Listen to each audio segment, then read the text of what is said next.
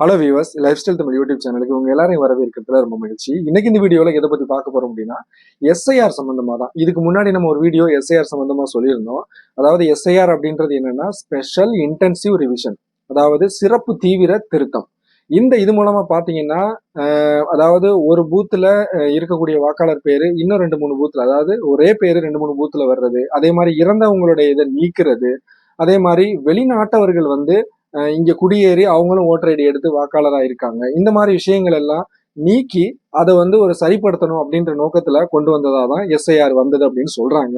ஆனா இது சொல்றது என்னமோ இப்படிதான். ஆனா இதுல நிறைய பிரச்சனைகள் வந்துகிட்டு இருக்கு. இதனால காலங்காலமா நம்ம ஓட்டு போட்டுக்கிட்டு வந்த வாக்காளர்களுடைய பெயர்கள் கூட இதுல இருந்து விடுபட்டு போறதுக்கும் நீக்கிறதுக்கும் நிறைய வாய்ப்புகள் இருக்கு அப்படின்ற மாதிரி சொல்லிட்டு இருக்காங்க. அதுக்கு நம்ம கண் முன்னாடி உதாரணமா பீகார் மாநிலம் இருந்துட்டு இருக்கு. அதுல 65 லட்சத்துக்கும் அதிகமான நபர்களுடைய இந்த மாதிரி எஸ்ஐஆர் எடுக்கும்போது நீக்கியிருக்காங்க. இதுல நீதிமன்றத்துல கேஸ் தொடுக்கப்பட்டு வழக்கு தொடுக்கப்பட்டு பாத்தீங்கன்னா நிறைய பேரை திரும்ப அதை சரி பண்ணி சேர்த்திருக்காங்க. அதுக்கப்புறம் இதெல்லாமே விட்டுருங்க, எல்லாருமே ஓட்டர் ஐடி இருந்தா போய் ஓட்டு போடுங்க அப்படின்ற மாதிரியான விஷயங்கள்லாம் சொல்லப்பட்டிருக்கு. சோ இப்போ அதெல்லாம் இருக்கட்டும். இதை தமிழக அரசும் இப்ப எதிர்க்கிறோம் அப்படின்ற மாதிரி சொல்லிக்கிட்டு இருக்காங்க. இது எதிர்க்கிறோம் அப்படின்றது சும்மா சொன்னா மட்டும் பார்த்தாது. கேஸ் போட்டு கூட இப்ப இன்னும் 2 வார இடைவெளிக்குள்ள இந்த எஸ்ஐஆர் சம்பந்தமான தெளிவு கொடுக்கணும் தேர்தல் ஆணையம் அப்படின்ற மாதிரி நீதிமன்றமும் சொல்லியிருக்கு.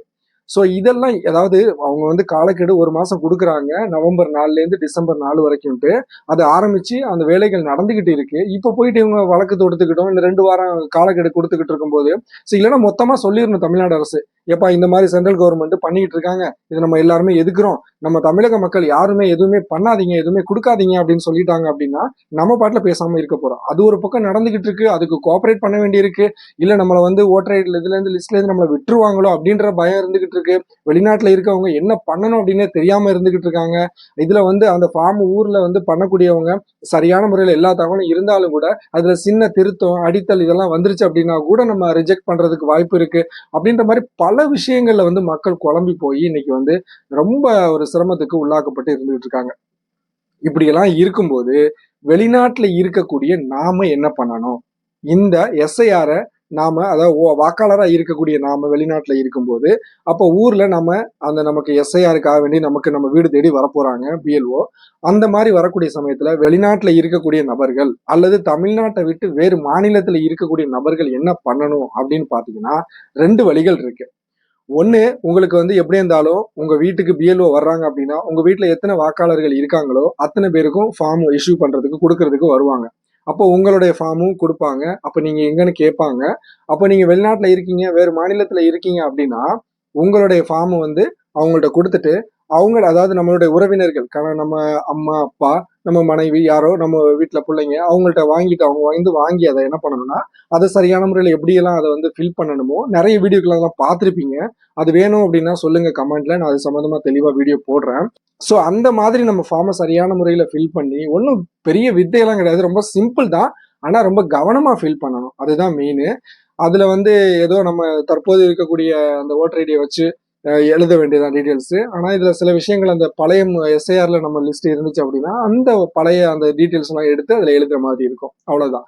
இது நம்மளுடைய ஃபார்ம் வாங்குறாங்க, நம்ம வீட்டுல வாங்கி அவங்க நம்மளுடைய தகவல்களை ஃபில் பண்ணி நமக்கு பதிலா அந்த உறவினர்கள் யாரோ அவங்க கையெழுத்து போட போறாங்க. அம்மாவோ அப்பாவோ கையெழுத்து போட்டு அதுக்கு பக்கத்துல இன்ன உறவு தான், அதாவது இந்த வாக்காளருடைய நான் இன்ன உறவு தான், இவர் என்னுடைய மகன் தான், இவருடைய அப்பா தானா, இவருடைய அம்மா தான் அப்படின்ற மாதிரி அந்த இடத்துல மென்ஷன் பண்ணிட வேண்டியதுதான். இதுதான் நம்ம வெளிநாட்டுல இருக்கக்கூடியவங்களும் தமிழ்நாட்டோட வேறு மாநிலத்தில் இருக்கக்கூடியவங்களும் செய்யக்கூடிய முதல் வழி. இரண்டாவது வழி ஆன்லைன் வழியாக செய்ய முடியும். அந்த எனுமரேஷன் ஃபார்ம், அந்த இஎஃப்னு சொல்லக்கூடிய எனுமரேஷன் ஃபார்ம் பாத்தீங்கன்னா ஆன்லைன்லயே நம்ம ஃபில் பண்ண முடியும். அதாவது ஃபில் பண்ணி அதை நம்ம அப்லோட் பண்ண முடியும். அதுக்கு இ சைன் பண்ற மாதிரி இருக்கும், அதாவது எலக்ட்ரானிக்கல் சிக்னேச்சர் நம்ம பண்ற மாதிரி இருக்கும். அது தகுந்த மாதிரியான எலக்ட்ரானிக்கல் சிக்னேச்சர் பண்ணக்கூடிய வகையிலான அந்த உபகரணங்கள் நம்ம கிட்ட இருக்கணும். புரியுதுங்களா? அந்த வகையில அந்த இது வெளிநாட்டுல மேக்சிமம் பொறுத்த வரைக்கும் ஊர்லயே பாத்தீங்கன்னா அந்த வெப்சைட்டுக்குள்ள போய் ஓபன் பண்ணும்போது நிறைய எரர் வருது. ஒரு ஸ்டெப் போனதுக்கு அப்புறம் இன்னொரு ஸ்டெப் மூவ் ஆக மாட்டுது. இங்கேயும் ட்ரை பண்ணி பார்க்கும்போது ஒரு சில சமயம் ஓப்பன் ஆகுது, ஒரு சில சமயம் அது எரர் காமிக்குது. இந்த மாதிரி எல்லாம் இருந்துகிட்டு இருக்கு. ஸோ அது எப்படி பண்ணணும் அப்படின்னு பாத்தீங்கன்னா அந்த எலெக்ஷன் கமிஷன் சொல்லியிருக்கக்கூடிய அவங்களோட அஃபிஷியல் வெப்சைட் இருக்கு பாத்தீங்களா, voters.eci.gov.in அப்படின்ற அந்த வெப்சைட் மூலமா நீங்க அதை ஓபன் பண்ணீங்க அப்படின்னா இந்த மாதிரி ஓபன் ஆகும். அதுல வந்து அந்த எனுமரேஷன் ஃபார்ம் ஃபில் பண்ணக்கூடிய ஆன்லைன்ல ஃபில் பண்ணக்கூடிய ஆப்ஷன்ஸ் இருக்கும். இதுல வந்து அதுக்கு கீழே பாத்தீங்கன்னா நோ யுவர் லாஸ்ட் எஸ்ஐஆர் அப்படின்னு இருக்கும் பாத்தீங்களா, அந்த இதை கிளிக் பண்ணி தான் நம்ம வந்து அந்த பழைய 2002 2005 அந்த எடுத்த எஸ்ஐஆர்ல நம்மளுடைய தகவல்கள் வந்து நம்மளுடைய அந்த ஓட்டர் லிஸ்ட்ல அந்த லிஸ்ட்ல வந்து நம்மளுடைய பேர் வந்திருக்கா இல்லையா அப்படின்றத செக் பண்றதும் அதை போய் செக் பண்ணலாம். அதுவுமே சம்டைம் ஓப்பன் ஆகுது, சம்டைம் எரர் காமிக்குது. புரியுதுங்களா? ஸோ இந்த மாதிரி எல்லாம் இருக்கும்போது ஸோ இந்த 2 வழியில நேரடியா ஆன்லைன் மூலமா பண்ண முடியும். இன்னொன்னு வீட்டில் நம்மளுடைய உறவினர்களை அந்த மாதிரி பண்ண முடியும்.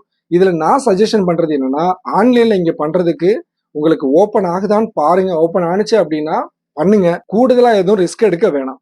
வீட்லயே உங்க வீட்டுல வந்து சொல்லி சரியான தகவல்களை அந்த ஆன்லைன்ல எடுத்து அந்த பழைய எஸ்ஐஆர் லிஸ்ட் எல்லாம் நீங்க பார்த்து சரியான முறையில வீட்லயே ஃபில் பண்ண சொல்லி அவங்க கையெழுத்து போட்டு கொடுக்க சொல்லுங்க, போட்டோவை கொடுத்து. ஸோ இதுதான் நம்ம வெளிநாட்டுல இருக்கக்கூடிய நபர்கள் செய்ய வேண்டியது. சிம்பிள் இவ்வளவுதான். ஸோ வெளிநாட்டுல இருக்கக்கூடியவங்க இந்த எஸ்ஐஆருக்கு என்ன பண்ணணும் அப்படின்னு தெளிவா சொல்லிட்டேன்னு நினைக்கிறேன். உங்களுக்கு புரிஞ்சிருக்கும். ஸோ இவ்வளவுதான் விஷயம். போட்டு எதுவும் குழப்பிக்காதீங்க. இதுல ஏதாவது சந்தேகங்கள் கேள்விகள் இருந்துச்சு அப்படின்னா கமெண்ட்ல தெரியப்படுத்துங்க. இந்த வீடியோ உங்க நண்பர்களுக்கும் ஷேர் பண்ணுங்க. மீண்டும் ஒரு நல்ல பதிவில் சந்திப்போம். நன்றி.